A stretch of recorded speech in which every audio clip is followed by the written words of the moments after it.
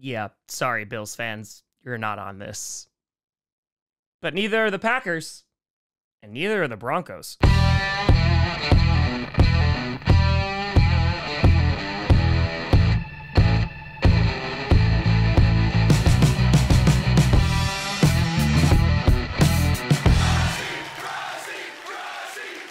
Grossi Posse Packer Nation. Welcome to another episode of Packcast, a podcast where you don't have to Packers time, but it sure does help. I'm your host, Tom.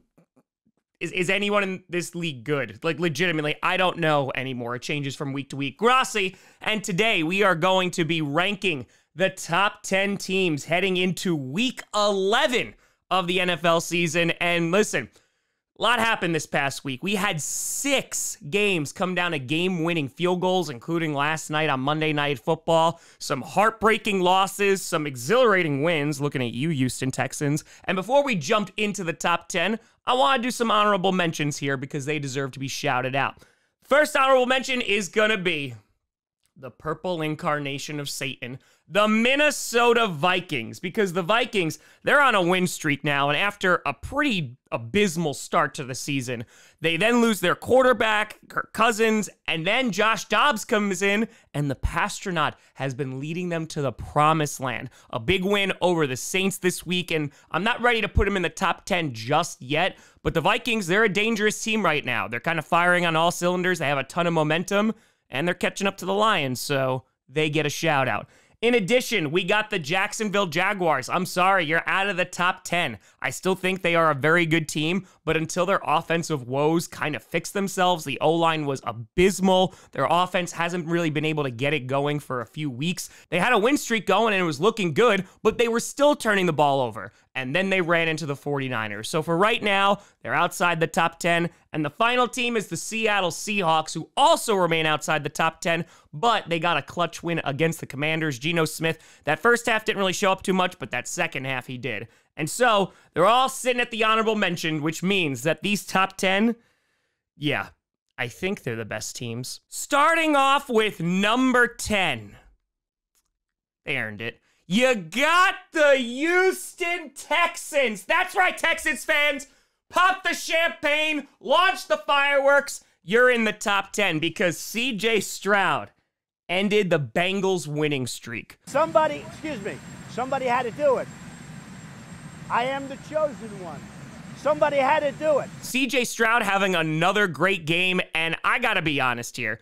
It's just so much fun to see the Texans succeed, especially with a rookie quarterback. I don't think they were expected to be very competitive this year, but maybe find their footing, find out if CJ Stroud is the guy. But CJ Stroud, I think, definitely is the guy. I think he's one of the front runners, if not the front runner for MVP right now, and Offensive Rookie of the Year. And the Texans, I don't even know what their future is going to hold, but they could still win the division because they're in a division with just basically the Jaguars right now. And if they're able to get some momentum, watch out. The Texans could wind up making a run. No, I don't think they're going to win a Super Bowl or anything, but as a Texans fan, you just have to have a ton of optimism and hope, something that's been lacking in Houston for quite some time. And so I just am really happy to see them succeed. They've earned it after all these years. And CJ Stroud said this about a month and a half ago after that press conference, saying that he wants fans to be proud to wear those Texans jerseys. And yeah, right now, he's fulfilling that promise. Number 9, I can't deny it anymore. You got the Pittsburgh Steelers. I know. Trust me.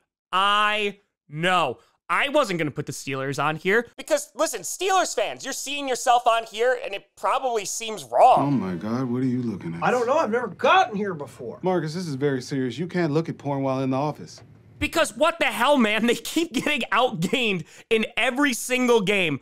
But they're still 6-3, defeating the Green Bay Packers this past week, and the defense was looking good, though I will say the Packers O-line did a nice job neutralizing that, but it really came out of the ground game in which, oh, shocker, the Packers' run defense was abysmal on Sunday, and Warren ran all over the Packers.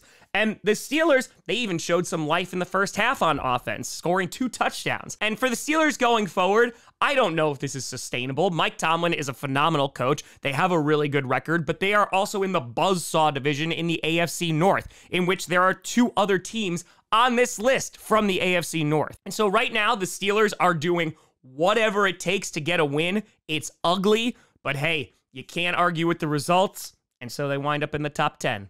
We should be able to look at a little porn at work. Number 8.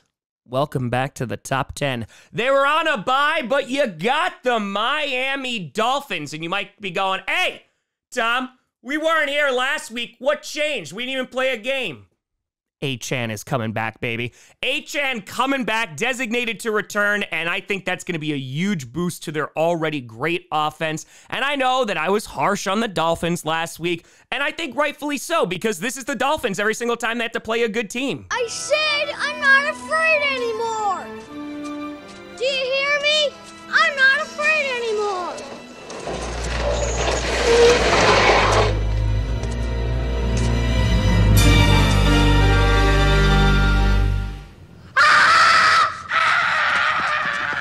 But let's be very honest, that offense is very, very good. You do get concerned about when they play decent opponents because every time that has happened this season, it has not gone well. But adding Achane back is going to make that run game even better, and Mostert can just be the backup at this point and still gash defenses for yards. And considering the state of the AFC East, the Dolphins have to love what they see. The Jets, they don't look good, but their defense is solid. The Bills are a hot mess right now, and the Patriots are the Patriots. So the Dolphins should still be front runners to win this division.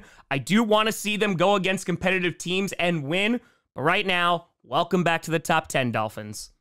Let's see how long you stay there. Number 7, falling down from the number 1 spot, you got the Baltimore Ravens. A sharp drop for the Ravens this week, and listen, let's talk about the good news. You're still atop the division, so you're probably just going to forget that this game happened this week. Don't read anything. If you don't read it, it can't harm you. But it's a quick turnaround because they're going to be playing the Cincinnati Bengals on Thursday in a very, very important divisional matchup and also could determine seeding for the playoffs.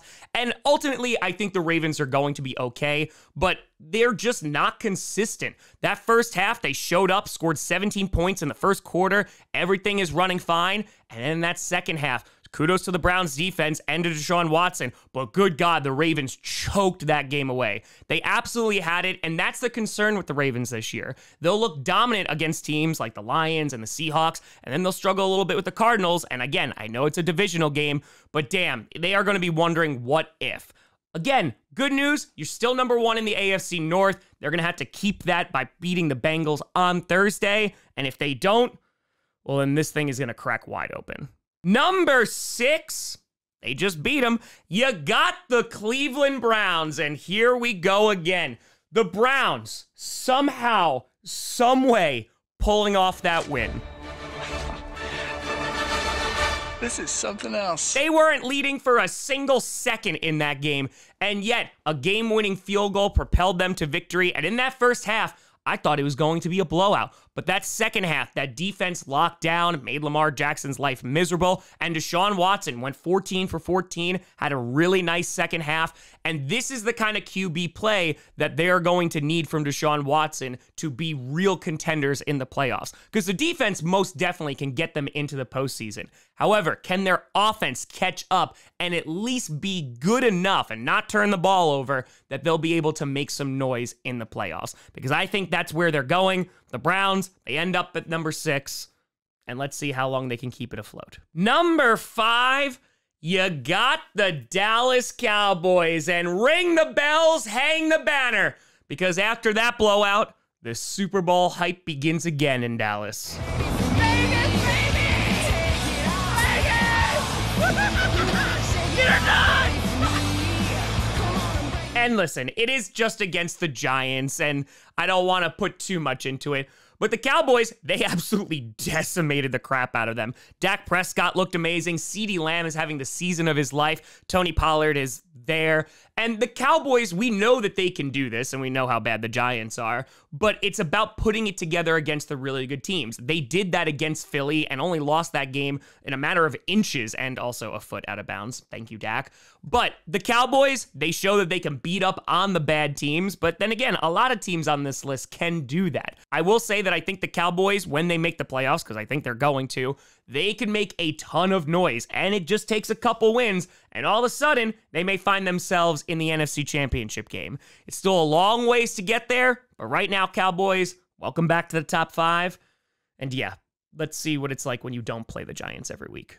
Number 4, you got the Detroit Lions, and this is where it gets a little difficult because the Lions, they're legit. For my whole life, I didn't know if I even really existed, but I do. And people are starting to notice. But there's also some concerns about that passing defense because both defenses for the Chargers and the Lions decided to sit at home this week, but good God, the offense, it was rolling. Big plays from their star players. David Montgomery is so fantastic back there. Combine him with Gibbs, and you have a run game that's one of the best in the league. They have receiving weapons, including J-Mo, Amon-Ra St. Brown, and Jared Goff is playing damn good football. And while, yes, the passing defense is a bit concerning, I still think that the Lions are in control of their own destiny. They should still win the NFC North, even though the Vikings, they're creeping on up. But right now, Detroit, you're in the top 5, sitting at number 4. Let's see if that defense can get a little bit better. I mean, hell, you drafted Brian Branch, didn't you? Number 3.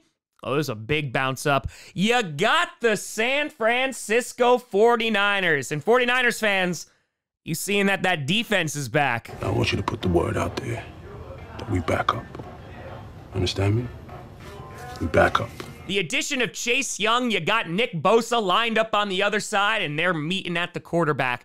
Absolutely decimating the Jaguars. And the Jaguars' worst fears kind of came true on Sunday. Their offense just couldn't get out of their own way. And, well, that's actually not true because their offensive line, they allowed anybody to go through.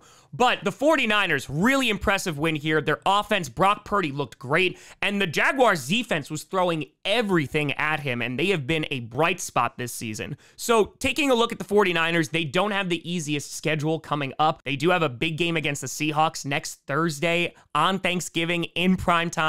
And that could determine who's going to win the NFC West. But right now, 49ers, you're back in the top 3. Welcome home. Number 2, you got the Kansas City Chiefs. And the Chiefs, they didn't even have to do anything this week. And even though there were 6 game-winning field goals at the buzzer, Chiefs fans probably still didn't care because their team didn't play. Boring. But Travis Kelce going down to Argentina, in case you didn't see it 100 million times, greeting Taylor Swift. Taylor Swift is singing about the Chiefs. But listen, here's the most important thing. It's a rematch, baby. Super Bowl rematch next Monday night. Chiefs, Eagles, and that game is going to be electric. Now, the Broncos, they just knocked off the Bills, and the Broncos, of course, knocked off the Chiefs last week. And the Chiefs, they got to be feeling at least okay because at least the Bills lost 2. And on top of that, while the Chiefs are not going to be happy they lost to the Broncos, they are still one of the best teams in the NFL. And if the Chiefs are able to knock off the Eagles on Monday Night Football, the best team in the NFC, and as I'm arguing, the NFL, better get that Super Bowl banner ready. And number 1, you got the Philadelphia Eagles coming off a bye, ready to face the Chiefs. I am so ready. And I have to imagine the schedule maker did this on purpose, that you're resting both of these teams so you could just get a marquee Super Bowl rematch on prime time.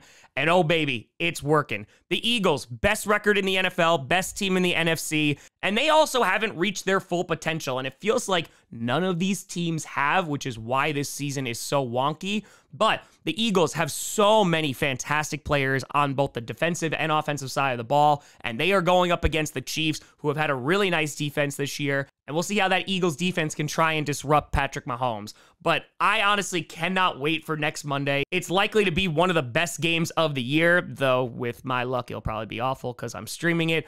But yeah, Eagles sitting at number 1, feeling rested after a bye, and welcome back to the top spot. And so to recap, at number 1, you got the Eagles, 2 Chiefs, 3 49ers, 4 Lions, 5 Cowboys, 6 Browns, 7 Ravens, 8 Dolphins, 9 Steelers, and 10 Texans. But let me know what you think down in the comments below. Who should be on this list? Who should be off of it? Let me know. You know, I saw me at Tom Grossi Comedy. All social media is seen down below. A big shout out and thank you to all the patrons and YouTube members for supporting this channel. And thank you so much for watching. I'm Tom Grossi. And as always, go Pack Go.